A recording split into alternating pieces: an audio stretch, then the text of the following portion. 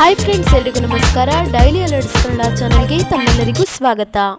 ಸ್ನೇಹಿತರೆ, ಕರ್ನಾಟಕ ರಾಜ್ಯದ ಆಯ್ದ ಜಿಲ್ಲೆಗಳ 578 ಸರ್ಕಾರಿ ಪ್ರಾಥಮಿಕ ಶಾಲೆಗಳಲ್ಲಿ ಪೂರ್ವ ಪ್ರಾಥಮಿಕ ತರಗತಿಗಳನ್ನು ಅಂದರೆ ಸರ್ಕಾರಿ LKG ಹಾಗೂ UKG ಶಾಲೆಗಳನ್ನು ಆರಂಭಿಸಲು ರಾಜ್ಯ ಸರ್ಕಾರ ಅನುಮತಿಯನ್ನು ನೀಡಿದೆ.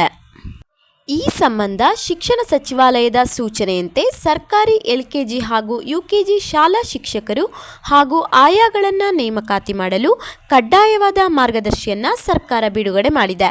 ಶಿಕ್ಷಕರು ಆಯಾಗಳ ನೇಮಕಾತಿಗೆ ಅರ್ಹತೆಗಳೇನು, ಗೌರವಧನವೆಷ್ಟು, ನೇಮಕ ಪ್ರಕ್ರಿಯೆ ಹೇಗೆ, ಜಿಲ್ಲಾವಾರು ಪಟ್ಟಿ ಸೇರಿದಂತೆ ಇತ್ಯಾದಿ ಸಂಪೂರ್ಣ ವಿವರವನ್ನು ಈ ವಿಡಿಯೋದಲ್ಲಿ ತಿಳಿಸ್ಕೊಡ್ತೀನಿ. ಪ್ರತಿ ಪೂರ್ವ ಪ್ರಾಥಮಿಕ ತರಗತಿಗೆ ಒಬ್ಬ ಶಿಕ್ಷಕಿ ಅಥವಾ ಶಿಕ್ಷಕ ಮತ್ತು ಒಬ್ಬರು ಆಯರನ್ನು ಶಾಲಾ STMC ವತಿಯಿಂದ ತಾತ್ಕಾಲಿಕವಾಗಿ 10 ತಿಂಗಳ ಅವಧಿಗೆ ನೇಮಕ ಮಾಡಿಕೊಳ್ಳಲು ಸೂಚಿಸಲಾಗಿದೆ. ಹಾಗಾದರೆ ಸ್ನೇಹಿತರೆ, ಶಿಕ್ಷಕರ ಹುದ್ದೆಗಳ ನೇಮಕಾತಿಗೆ ಅರ್ಹತೆಗಳೇನು ಎಂಬುದಾಗಿ ನೋಡ್ತಾ ಹೋಗೋಣ. ಮೊದಲನೇದಾಗಿ ಸರ್ಕಾರಿ LKG ಹಾಗೂ UKG ಶಾಲಾ ಶಿಕ್ಷಕಿ ಅಥವಾ ಶಿಕ್ಷಕರಾಗಲು PUCಯಲ್ಲಿ ಕನಿಷ್ಠ 50% ಅಂಕಗಳನ್ನು ಪಡೆದು ಉತ್ತೀರ್ಣರಾದವರಿಗೆ ಅವಕಾಶ ನೀಡಲಾಗುತ್ತೆ. ವಯೋಮಿತಿಯು 45 ವರ್ಷಕ್ಕಿಂತ ಕಡಿಮೆ ಇರಬೇಕು. ಅಥವಾ NCTE ಮಾನ್ಯತೆ ಪಡೆದ ಸಂಸ್ಥೆಯಿಂದ 2 ಅಥವಾ 2 ವರ್ಷಕ್ಕಿಂತ ಹೆಚ್ಚಿನ ಅವಧಿಯ diploma in nursery teachers education ಅಥವಾ ಪ್ರೀ ಸ್ಕೂಲ್ ಎಜುಕೇಷನ್ ಅಥವಾ ಅರ್ಲಿ ಚೈಲ್ಡ್ಹುಡ್ ಎಜುಕೇಷನ್ ಪ್ರೋಗ್ರಾಂ ಅಥವಾ BEd ಅರ್ಹತೆ ಹೊಂದಿದವರಿಗೆ ಅವಕಾಶ ನೀಡಲಾಗುತ್ತೆ.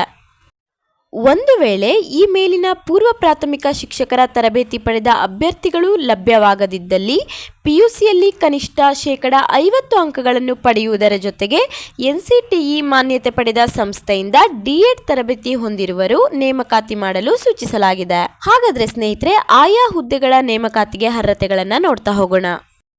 ಮೊದಲನೇದಾಗಿ ಸರ್ಕಾರಿ LKG ಹಾಗೂ UKG ಶಾಲೆಗಳ ಆಯಾ ಹುದ್ದೆಗೆ ಕಡ್ಡಾಯವಾಗಿ ಮಹಿಳೆಯರನ್ನು ನೇಮಕ ಮಾಡಿಕೊಳ್ಳಲಾಗುತ್ತೆ.